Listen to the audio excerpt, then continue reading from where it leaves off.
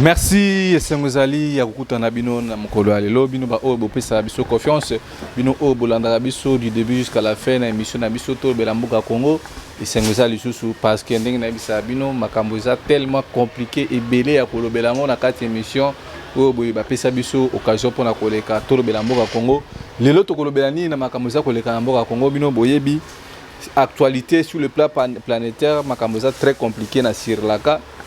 Oyo bisa mission na ngai Bruno Mimbenga taki résistant mo bundela mboka etaki compatriote avéré un guerrier de terrain ndena bisa toujours peuple congolais biso tango tozolala peuple ya Sri Lanka ezu conscience bon biso tozolala te parce que Bruno Mimbenga toza abo pona koleka pona kusala éveil ko mobiliser ba jeune ko lamusa esprit ba jeune oboye ba zala ki akolala lokwa le londe na komi ko comprendre que non makambo ngai na lobaka. Et puis tant que ben ça va jeune IDPS bah comme il faut comprendre mouké que Ndeko Bruno l'homme de la paix doit quitter nos esprits makambolo baka vous avez raison de vous moni le lo oyebwe bah jeune IDPS bah la mouki parce que bah se rendre compte que bah tikali seulement na quelques mois tant que bana koloba awa boy que Félix a kosala le côté Félix Azawana pona ko travailler pour intérêt ba Rwandais pona ko travailler pour intérêt ya ba bokilo na e lelo o bobo moni place to komi bande ko ngai de pesi ba ah Bruno Mimbengo za na réseau te ngana na réseau te boze la siko raison na ngai moko bo mona pe que non to envahi palais présidentiel to bengani vraiment hein ba kambio na nyoso bino bo mona bango ko ba na maison premier ministre to kiti na bureau na bango ndenge peuple ya Sri Lanka basali bo mata to ba no kanda peuple et les kikanda batunyo so boko misa ba chat de combat boko be misa ba minduki boko misa mituka ya moto même ko le peuple atelemaka et loko wana borataki yango biso peuple congolais na 2018 parce que biso nyonso to yeba que non pouvoir à peuple loko la Kabila sali tripotage asali magui ba ko telemisa peuple congolais pour na koloba nini boto la pouvoir na bino ba yibi yango bobi mana balabala ndenge Donald Trump alobaki pouvoir na bino ba américain ba yibi yango nde bomona peuple américain telemaka na balabala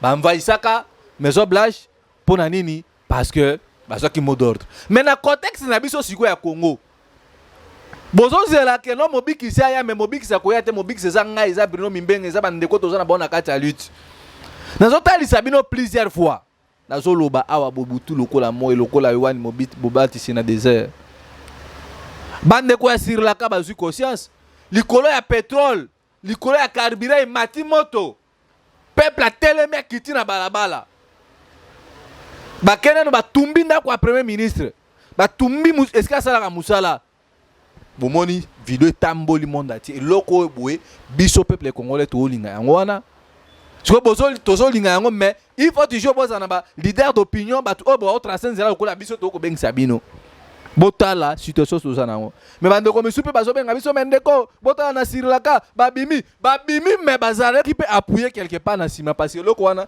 tine peuple tomboki et tomboki ka yango moko te mais ba tomboki parce que bazaki na visionnaire bazaki na leader oyo boye apesa ki bango go ndele lobi biso tozobengisa ba jeune congolais botika makambo wana oyo ya élection élection na mboka oyo boza nango passe inutilement élection o pesa solution te botala ba bêtise ezoleka na mboka na biso Félix azoko kakolobelo côté et puis plus grave comme makambo na zo ebisa bino awa mission ya balkanisation ya mboka na biso déjà officiel mais les gens ne comprennent pas parce que bitumbezo bunda na Ukraine ozoyoka l'Ukraine est agressée, l'Ukraine vit dans une occupation russe, bazolo baba français belé. Mais bon tel pas na biso makamu bazolo ba. La partie est de la RDC est agressée.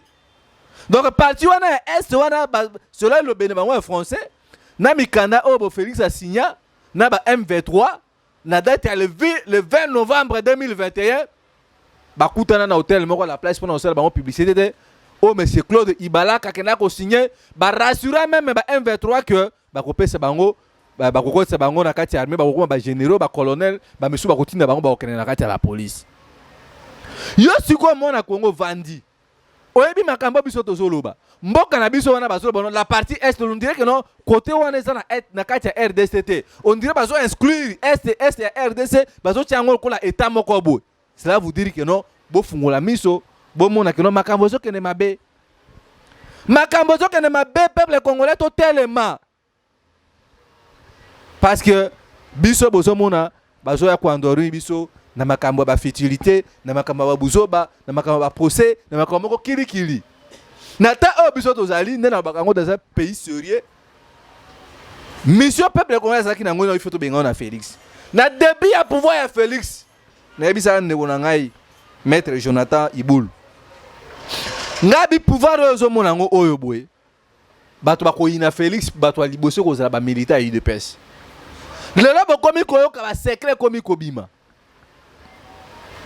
ba militaire UDPS ba lutter qui pour un changement mais ils se sont rendu compte que nos changements au bango bana ko bundela ezaki pour intérêt bango te pour ba congolais mais ezaki changement pour intérêt ya famille ya Tshisekedi na mosi na ye na famille ba belle sœur na ye na ba belle mère na ye aujourd'hui lelo bande ko na biso a DJ Mairie ba komi ko regretter parce que ba moni que non premier mandat à Félix il n'a rien foutu ya wana bisa bino vous les frères mes frères de l'UDPS Félix il a tout ramassé azuba mbongo azuba nini Félix il a là yindi bo pour la mission de biso to ça pour un soulèvement populaire article 64 Félix a rosavio calmement a Okima ce que bino ba bo bande ko ganga butu moi mukatombolo fachibe nini boy et puis vous au lieu de tout ça la force to bengana Félix quel que soit qui en a zamoko na moya ya mona mbutambuta tient Tshisekedi moli mone pe makima mais ozomona ba militaire IDPS bazo bisanga nini ende ko brino to boya ka bengana Félix parce que moli ma papa tient Tshisekedi ce qui vani na kunda et ko kapasi ya mwana bo mona mais ça c'est quelle réflexion animale o muto a ko réfléchir boye si ko bino bozo bengana Félix pas za mwana papa tient Tshisekedi tango Félix azo voyager na ba vue à première classe tango Félix a ko so mbongo bino bozu misala te pona nite molimo papa tient Tshisekedi qui vani na cimetière et so kamawa donc molimo papa tient Tshisekedi ko kamawa kaka so bino bobenga na Félix mes frères totika complaisance ce qui papa tient Tshisekedi a na besoin yo kamawa abimela même moi na butu ko ebise ke no tala bande ko no bunda kina bango tala situation sécurité amboka na biso mais bino boso ba te ce qui papa tient Tshisekedi amoni que to benga na mona na e comme ça ko bimela biso mais biso siko to zo dénoncer makambo o biso siko to ba no Félix aza incarnation ali suffire na kati ya mboka au Congo Félix ayeko kabola ba congolais Félix ayeko tia nzala na makambo mabenyo so o Félix asa biso na Congo alors pourquoi papa tient Tshisekedi wana o bimela biso te to longola kubanga parce que c'est que nous avons compris makambo zo tambola mabe botala ba ani o garçon o bo Gilles Munyere on lieu ba Gilles Munyere ba kanga ba jeme ta résidence surveillée ba vérifier si réellement makambo o garçon na lobaki que no ba rwande ba vana ba place bo songolo pa kanenga tanga kiazaki na ba élément nyonso Félix akoloba nini tozui Gilles Munyere to tchena nu abo to so batela ye parce que ceux qui totiki en circulation ba rwande ba kobomai mais ça c'est quelle réflexion ba autorité à IDPS. Donc Félix a démontré dans le monde entier que non, Félix est incapable même à cause de la sécurité à militaire IDPS. Si ceux qui sont incapables à cause de la sécurité à IDPS, alors plus fort raison. Comment est-il possible un soi-disant président de la République aux hommes bien peuple votayo aux hommes bani to suivi mourir to kangie pour que non barwande ba bomaité. Donc et pourtant scénario wana et ça les soute pour assurer sécurité ba congolais.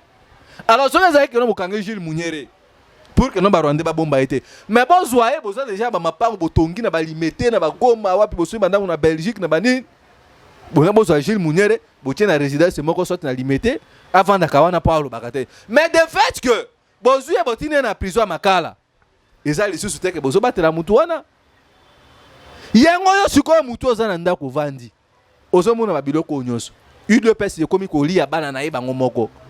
Et puis nous bozo continuer à courir dans ces états DJ Mairie bozo vanda bozo bete la mutu boy azo continuer ko e kodo da bino lokola pion jeu de dame soko bimisika mutu bolingo ba vérité tui ba dodio nde ba dodi kulutu na ngai fils mukoko oyo boy abunda ki bitumba pendant un bon moment na kati ya UDPS mais il ne s'est pas retrouvé mais par contre mon frère fils mukoko grand frère courage aye ko se rendre compte que non ba Bruno Makambo bazo bunda baza na raison. Nous devons défendre le pays. Ti bozo mona on Bruno Mimbengani, moi d'abord premièrement na loba déjà Makambo plusieurs fois en émission moi tout ça à la maman aussi ezui. Batu na mais Bruno yo combat nos anini. Moi je combats d'abord premièrement pour le pays. Le lo exemple à Sri Lanka. Peuple telemi. Tout le monde va me sur côté dans ma chambre de bain, va me sur la piscine, va me sur la vanne la télévision. C'est ça un assaut patriotique. Parce que tu se rendre compte que l'homme qui est dans la occupation, qui a rendu le pays occupé, Kabila na Félix. Baton ami balé ba yokani. Et puis les autres ça passe. Nazo mona ba jeune, bazo kene na kingakati, bazo yemba, ba sali restaurant, bazo kene kolia na ba boîte de nuit. Ça c'est quel genre la jeunesse obiso tout ça na kati ya Congo. Donc pour vous trouvez ça normal que non mutu moko azui mboka mobimba mbongo ya mboka mobimba ami tongeli ba villa atongi ba hôtel ba boîte de nuit et puis bino bozo kende à la gloire de cet homme wa boma bande ko na biso o bande ko na biso misu ya ba IDPS bakanga ba misu baza na prison ndolo ti lelo oyo boy Félix aye incapable ya ko bimisa bande ko na biso ba misu ba viola bango même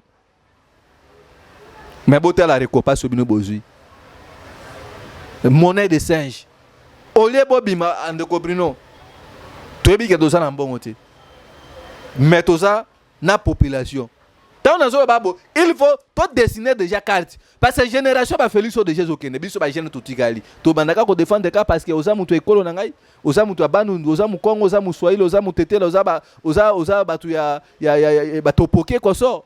Nous devons voir les choses autrement. Parce que ma bête déjà quand il a quatre maquillage parce que tout le monde a monté ça la ma bête parce que Félix tant biso banda koloba ah Félix ne mérite pas même ndengeti le za vous croyez que non na Sri Lanka président on a zaki na batuna to banda ko linga mais ba se rendre compte que mutu boy azo me mabiso na ma bête ndenge Félix le boy azo me mabiso na ma bête Félix ba kena na nini awa boy na makambu ya bango bakenda ki na Luanda awa boy Paul Kagame a sommé Félix n'a rien dit mot. Mais le oyo boy bazoya banyozologue ne nazolanda bande kulanga misusu tosa obika donc na IDPS soko tosi kabuya ozui mo alipa soko osali jale le pona Félix ozui ma musala c'est ça. Mais nous devons défendre l'intérêt général pour les Congolais nyonso soko komi que non tosa obika pose sa foi c'est misérable pour un peuple pareil ndele le on azo bisabino j'insiste je le répète élection za na Congo te. Ma carte déjà est dessinée. Nous devons faire la pression de la rue pour que tu aies Félix. Parce que bande koboye bango ata le lobité bo pesa nga raison. Ce qui doit pression populaire na balabala nzela ya soulèvement populaire. Ce qui doit na transition boye bango caméra ko la premier ministre. Caméra premier ministre et puis tant que na élection, il aurait un autre premier ministre. Oyo boye accompagner Félix pour un second mandat na. Alors yo siko au peuple congolais. Tant que caméra pour le premier ministre, mais surtout la caméra n'est pas fonctionnelle. Vol intelligent. Si vous avez un terrain, vous avez un wapi. Makambo na zo bisabino eza déjà makambo so ngo sérieux parce que ça makambo obo na zana ngo na zuya ngo na source. Donc ce que l'élection ça limité. Félix a reconnu na glissement obo caméra à cause la un premier ministre. Il y a Félix c'est là accord va signer à Nairobi. Ce qui est dans l'élection, Félix a causé l'élection à la tricherie et puis a causé la wana. Alors moi je pense que bande konangane na bisaki bino l'action toujours projeté tolobaki entre le 17 et le 18. Mais on s'est rendu compte que le 17 c'est causé la le 18 c'est causé lundi, mardi le 19 entre deux dates wana. Le 18 jusqu'à preuve du contraire bande koboso bengate parce que Kosana sali, tant biso tozo bunda bitumba pona mboka, la plupart ya ba Congolais bazo bunda bitumba pona ba leader politique, la plupart ya ba Congolais au lieu total que nomboka so kende wapi. Mboka oyo boy, eza na occupation, il faut to bengana batu oyo pona soulèvement populaire, mais ma mémoire m'a interpellé, j'ai compris que au lieu biso to bunda pona Congo, ndenge bande ko IDPS ba sama kacha pour que ba se remonter poto bando bunda bitumba Congo. Mais par contre, la plupart des Congolais, ils ont défendre les leaders politiques. Alors, dans ce climat, vous croyez que notre Rosal a Sri Lanka Basali? Sri Lanka Basali sur son patriotique. batali nano patrie liboso eno ba leader na bango sima. C'est ça eloko biso tozobunda. Jusqu'à preuve du contraire. Tomoni nano amour wana te. Tozo sala na ba mama océa. Tozo yokana bango bandeko, vous devez soutenir ce lutte. Parce que ceux qui toche bino makelele te que vous soutenir combat oyeboy. Vous allez voir baba naka o ba biso na potopoto. Le procès à Matata Ponyo. Un procès à Nollywood. Ndenge moko ka procès à Vital Kamerhe ezalaki. Et terrain na biso congolais to kozwa nini wana. Yango zo mona tango biso to sensibiliser, to booster batu o boto ke na ba libanda les gens parce que non, Matata Ponyo asala boye nini boy. Procès à Matata Ponyo kozala télévisé et bana collecter ba congolais tant nyonso wana bozo mona wana makambo bazolo ba Matata Ponyo nini procès na ba repousser yango le 14. Et ça juste distraction. Et ça juste la distraction bazo endormir biso peuple congolais au lieu total makambo auto projecter que non bato bo il faut to bengana bango. Mais vous allez voir, la biso épisode, on a une songolo pakabazo 40, au procès à boy, opération 145 territoire, nyoso wana kaka, pour moi na congolais le koza mutu olinga futilité, au contre na buzo bawana. Dans un pays sérieux, bota la makambo lekani na concert à Wenge, plus de 500 000 $ américains au trésor public na ministère de la culture et ici. Pour na ba musicien, pour na retrouvailles.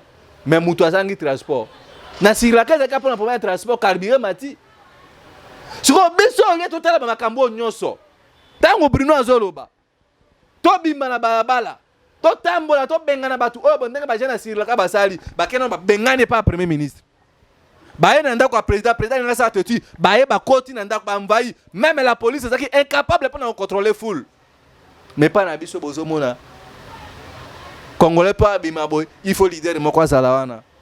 Tout ça li plein, ndenge wenge sala qui plaît. Or, ce n'est pas ça. Faut lobby soto lingi, tango Bruno lobby, tango maman aussi de la Congo lobby, allez to bima balabala. Allez manifestation, il y a en outrance, il y a 3 jours, 4 jours. Mais le la congolais, je comprends aussi que peuple congolais au casa anzala. Moi tout ça l'activité on ezate parce que ba ko tuna ndeko Bruno ngo zo benga biso boy. Bana na biso na ndako. Moi si na ngai mon bon ali panatiki na tongo te ko ça l'activité ba marche on a populaire pour tous solution et au sein abiso meloko. Mais mes chers frères, Bruno Mimenga je vous dis je le répète ngana auto sa classe année passée na université na la musala te. Mais tant on a sensibiliser, na zo conscientiser ba jeune. Tala mboka zo kene mabe. Félix a komi ko bomba ba jeune na IDPS moko ba zo tombola mitu pour la koloba. Que Félix a échoué, soko lobi boy na IDPS bakangio na prison. Soko lobi boy ba bomio, soko lobi boy ba salio boy. Ndenge wana lelo obo loko bo biso to ko sala yango oyo bo. Mais vous allez me dire de Bruno Mbongo, oui. Biso na bino nyonso to na chômage. Mais si le chômage est au pour tozangi misala mboka bazolinga bakabolango et bimisa yo na balabala ndenge nga na zape na besoin que non batu auto bengana bango to so bakambia sika tango zo tuna ka ndeko o benga to tamba na balabala pona ebisoni nga mokolo na za musala te yango na zo benga to senga balisungi batu ba soutenir biso ata bandeko miso no te bandeko botika ko tuna nini lisungi to tuna lisungi parce que tozana mboka ka au Congo. Aujourd'hui, là, vous vous êtes rendu compte que non, même les militaires IDPS, comme ils collent là. Beaucoup bien engagés, ceux qui vont bien engagés sur la oui, mais la musique, ils sont association. Parce que vous avez trahi ce combat. Bo yemba na marti awa boy. Yo nani, o boy akagame, yo nani. Et puis bah ils sabino même na IDPS. Muta ko ba kabila za mutu mabe, bo benga indoki. Alors tant que bino bo benga biso lelo. To sangana bino poto benga na batu obo. Lobi ba ofinga yusubiso ba Bruno Mimenga oti ndebo mesana ko finga mutu akonda ngana konda mena za na conscience ya bo moto so travailler pour la mboka na ngai ndeko na ngai o bakanga na prison ba violer pas 10 soldats il faut passer la opération tangu lelo zuko so bengi ndeko Bruno tra ba problème na za na ngobo parce que moni mabe parce que elle nga bana ko ganga bato bozo mona bango bo ba criminel. Il ne faut pas travailler pour le terrain nabiso si pas ko bengana batu oyobo. Félix a fait trop de gaffe na mboka oyobo. Mais le tozana ba leader oteko e drainer peuple na balabala pour que no changement ya. Ils ont peur na ba prison na banine. Biso to ebike na okufa. Ndenge bozo kanela ngai.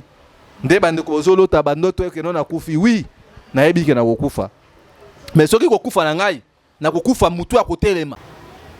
Merci na bana ko bisa bino nde bande ko bazolo tando tonde ko Bruno to ki okufi mais bande ko boye ba mukonga na okufa te ko no na ibelo kwa mutu na okufa te ko na se soki bomoni nga na kufi na okufa mutu ya kotelema parce que na bundi bitumba po na mboka na ngai liwa o bozoka na po boma ngai yango te ekolembisa ngai nazonga nsima na sangajaki mpo na bitumba ya Congo na kolinga pe keno namona mbano nango namona fruit nango ata na kokufa famille na ngai ba no mona biso banda kobunda bitumba po na Congo lelo o bozomona bazomaka biso na ba distraction ba futilité koso oh non elle est 18 tokoyoka vérité Kabund Jean-Marc Kabund akoyebisa biso nini point de presse nini asiko Jean-Marc Kabund akoyebisa biso banani ba memisi biso na Petra o tokomi nango lelo n'est-ce pas les Jean-Marc Kabund ba Félix tango banda ko négocier na Kingakati ba oui c'est bango moni lengi ya punda au mati cheval OK lengi ya pouvoir et aujourd'hui là Jean-Marc Kabund veut c'est alingi aya po akoyebisa biso ke ngai nde na komi musatu bango tu bazaka bato nzela moko. Ces gens-là, basali mabe na mboka, baso mérité batu obo peuple ko pardonner bango te. Moi je pense que même les 18 wana makambu Jean-Marc Kabund akoloba. Et là koni Jean-Marc Kabund akobisa biso. Akobisa biso que Félix a gagné kan élection te. Akobisa biso que notana ba kolo Félix a signé kina ba Rwandais yango oyo. Ou beye pe akoya kokosa batu. Jean-Marc Kabund, bazolo ba que Jean-Marc Kabund alongo premier vice-président de l'Assemblée nationale. Mais Jean-Marc Kabund a autant na cortège. Vous ne pouvez pas prendre les gens comme des cons. Pas beaucoup ça peuple congolais. Beaucoup ça ka tunabile bo message ko ça bango. Yango na zo bengise on de konanga ya Congo. Oyo tunaki ngai kende ko Bruno. Yo zo bengisa biso pour activité. Bana na biso. Tokotikela bango nini. Yo tuninga siko ke no ndeko Bruno benga biso na activité bana na biso. Mais so nga na zo tuna osiko mama na ngai. Parce nga na botité. Atangi singa classe. Alena lumbongo musala watangelinga classe. Siko yo tuninga bana na sunga na otuna ngape na botita bongo mama na ngai. Mais tant on a so boya koyebisa bino makamwa ke no j'ai une maman qui a souffert pour moi. Mais na zota na no terrain ya mboka liboso. To bunda pour que bana na biso wana bandeko bozoloba. Ngape na tala oya nga mama na o bana na nga na kobota. Tozo bunda parce que ça taille carpe diem. Il faut te serrer ceinture. Élection égalité. Loko élection égalité, il faut te booster Félix Akendali banda. Tout le bango na langue nini pour que vous devez nous comprendre. Ba jana Sri Lanka bazaki na ba organisation na bango bana ko sala. Ba ONG na bango, ba activiste, ba nini, ba bana ko sala kesi na bango. Parce que je vois beaucoup de gens m'appellent. Bon moi na Sri Lanka, oui, tout le monde na Sri Lanka. Donc dans chaque chose, il y a toujours des préparations. Ndenge bomona kibiso na masina na sasibizaki, ba jeune na bizaki bango, boza la calme. L'air vient d'être sonné. Ngongango yango oyo bonde bomoni. Caméra émission na ekoki. Parce que yo tango vando banakaka kokanisa. Mboka oyo nini oyo je vous appelle à l'unisson. Ngazo bengisa ba jeune nyonso. Musala na ngai eza ko sensibiliser ba jeune. Musala na biso za totambo na balabala ndenge ba jeune ya Tunisie, ya Mali, ba mboka na ba Sénégal bazwa conscience. Sursaut patriotique. To bengana bato wana Félix il faut azope avion akimi akati ya ke Brazzaville. Siko to kota siko bino bato bozana kijale lo bozana ki fanatique. Parce que l'article 104 très bientôt là. Soulèvement populaire. Parce que tout le monde bozali ba buzo banabino koso. Vous avez endormi le peuple congolais. Bolali si bangonzala. Et alors boy ba kono bo comme une étape à virage. Parce que ton ba kono ennemi à Félix ya liboso ko zabato ayi de pesi. Le lo obo comme pesa raison. Vous vous êtes rendu compte que non Félix Alexis bino tango pour rien. Moi je suis là. Ngana opekisa mutu za bitumba to bunda pona mboka. Biso tout tozo bunda bitumba que non changement il fait ça na Congo. Le quoi besoin conscience. Le 18 ou bien le 19 a tozo projeté ba marche. Pona ko intercaler déjà processus ya bondoki. Oh bazo linga ba kene na dialogue. Oh bazo luka caméra comme premier ministre sur le bakor na bango. Boya. Peuple congolais partout vous êtes. Tolobaki to ko kabola force c'était parce que tozo sangisa force a na Kinshasa na capitale pour to bi siège à institution zali awa boy. Po bande ko baso benga ngande ko moko benga na Kolwezi. O ndeko Bruno biso pe non. Ndeko so bino bosa ngo kunesa mabete. Mais biso na Kinshasa awa boto ça plus de 15 millions d'habitants au-delà même. O tozo na Kinshasa, il faut processus ya manifestation à grande envergure awa. Parce que surtout kaboli force énergie na ba province bomo na kinoto osaisu étouffé. Yango bozo mona tozo beng se bande ko na biso tout ya diaspora. Virage na biso ya suka yango o. Je suis en train de parler comme compatriote congolais o bonazo bunda pona mambele na ngai. nazo bunda pour que non makambo changer ba Rwanda bazonga na mboka na bango bota na mboka nde komi na poto bota na mboka ndenge komi depuis quand les pays comme le Congo ils ont représenté na organisme ya munene na Union européenne pas ya deuxième vice première dame ne kona biso Gisèle Pela à qualité de quoi et de qui a représenté mboka na biso et puis ba tia mopanzi na yona bota na mboka ndenge komi na poto mboka eza sous na ordre te biso tozana besoin tozong sa mboka na ordre koto bo Gisèle Pela ko représenter Congo koto bo ambassadeur bande kwa Denis Nyakeru koto on ne comprend absolument rien babilo ko ne fait pesa biso kanda tracasserie na Kinshasa kolobate ba mama bazonyo kwama kolie komi pasi transport n'a parlons pas misale les alcalisous souté mais moi je lâche cet appel élection to sali 3 élections na Congo qu'est-ce que ça nous a ramené et puis boso kindaka ba makambo to kenini boy to ke mayangani ba misu na moi ba to IDPS ba ke congrès na Congo central je ne sais pas tant boso ke ba congrès na bino ya pata punya oyo boy ba zangi même misala ba zangi mai boka ko défendre ba congolais te sécurité mboka za problématique bozo ke na ba congrès pour na ba élection o boka na bonyo ko la sous peuple congolais biso na bino tozo sila na kaka na 2022 aw biso na bino bobonga bino bato bo bandi déjà ba congrès na bino tozo sila na bino aw na 2022 il n'y aura pas élection c'est sursaut patriotique nde ça mina sur la peuple a eu conscience peuple a botoli pouvoir yango bo mona ki na bisa bino que non Félix soka ça l'erreur après 2023 congolais tout le plus courageux même après qu'on soit pouvoir un peu à recevoir on dit bon moi na Sierra Laka ba peuple population déterminé ba botoli pouvoir et pas ba soldat ba botoli pouvoir et pas ba homme politique ba on ko ba su pouvoir na ba on na maboko ba lobi ba so pesa on na muto alingi loko biso ba bino mimbenga to linya ngwana donc bo bonga ma bino ba to bandi ba congrès na bino soki na ba mbwela loge soki wapi il n'y aura pas élection biso toza na processus il y a article 64 article 63 64 oh botozo bunda pona mabele na biso les Rwandais ils sont venus nous envahir sous les jours de Félix et puis batunyo so bazo ba makambo ya Rwanda Félix ezo kanga bango zo tia na prison alors babilo kwa ya boy bino bozo la biso élection seni nini boy popo continuer kaka peuple na continuer kaka ko demeurer na misère na souffrance ndeto za nango alors likambo za na tango na ngo l'air o botu uti koloba o eza tango que non congolais nyoso za conscience ndeko na ngai de pesi wana auti na prison bakanga ba on régime ya Kabila ba violer na deux militaires na scène mobimba ndeko wana za isu ya bien te il faut passer l'opération si l'IDPS était parti sérieux responsable ba iba ndeko na na usale nini traitement na niveau ya excusez-moi bandeko bozolanda na niveau ya nisu na 10 hommes ba violer ndeko na bango mobile wa bana ko bunda bitumba makanisi que non to bunda bitumba poto so changement mais ba se rendre compte que non ba bundi bitumba Félix ayo wana pona ko sarichi pona e et puis bozo la biso Jean-Marc Kabou nous va dire la vérité quelle vérité Jean-Marc Kabou na ko bisa biso ay bisa biso vérité source ya pouvoir ya Félix Evanda wapi et puis ba Rwanda ba ko envahir mboka na biso soki Jean-Marc Kabou ndo lobi makamwana et à ce moment là tout total mais peuple congolais bande ko nga IDPS vous avez compris que non mboka so que ne mabe tozo organiser depuis l'activité pour vous dire que non il est temps il faut la ligne rouge il faut bouger. On ne peut pas être toujours un peuple mouton. Tu go tel makata non, to vanda ka ba ko sabiso bazo ba kabiso na élection le couteau ba leader politique ba ko yokana. Alors il est temps aux conscience. Bruno Mimbenga c'est un résultat combattant guerrier homme de terrain. Nabi ke botenga les gens ba viseur na bino po bobo mangai. Mais soki na kufi peuple congolais bitumba na ngai bo continuer yango. Musa Pinanga bo na tombola yango plusieurs fois ba manifestation. Et ça signe de victoire, détermination, courage. Je suis un jeune courageux. Je défends mon pays. Parce que j'ai vu les choses ne marchent pas comme il faut. Nous avons combattu Kabila sous prétexte que Makambo a changé, mais Makambo a changé. Il y a pour moi une manifestation. Na Tchaka Moussa Pinanga signe de courage et de détermination. Parce que je sais que nous allons vaincre, comment nous allons booster tous ces gens. Si aujourd'hui, nous avons mal compris, lobby a raison.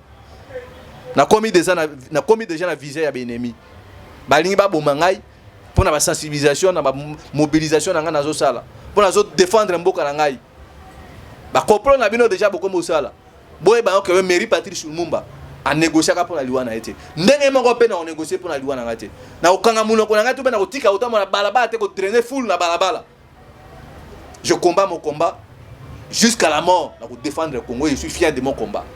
Alors, il y a un ici, bino bande konangai. Bino nyoso bo comprendre que makambo nga na lobaka. Na makambo na lobaka déjà na mikolo leki. Yango lelo auto comme vivre yango lelo. Nabi muto ko contredire ngate azali. J'appelle tous les Congolais. Tous en sa force. Bande konangai IDPS. Bande konangai ba parti misusu songolo pakala. Ils ont mawatang tozo mona Kabila bengi si ba jeune Congolais moko boy amemi ba ona kinga kati bazo lia bazo se faire attendez qu'il y a est en boka na biso bitumbezali. Imaginez-vous la suite. Est-ce que bateau bazo mériter bolimbisi? Est-ce que bateau bazo mériter réellement? Et là qu'on a fait interpeller na Uvira na Ruchuru bazo égorger Félix na ba wenge bazo beta ba concert ba dépasser plus de $500,000. Nyosa nezolo be abino l'autre côté. Vous ne voyez pas les signes d'État que Félix aille pour officialiser la balkanisation parce qu'il y a un président, soit-disant président responsable. Oh, il y a un Ituri, il y a un Bomabatu. Il y a un fait bien. Dans le lobby, Makambo avec beaucoup de regrets dans la Tchamoutier. Vous soutenir le combat. Ce pays vous soutenir le combat. Tout le monde a un effort personnel pour que nos activités à les 19 aient une réussite.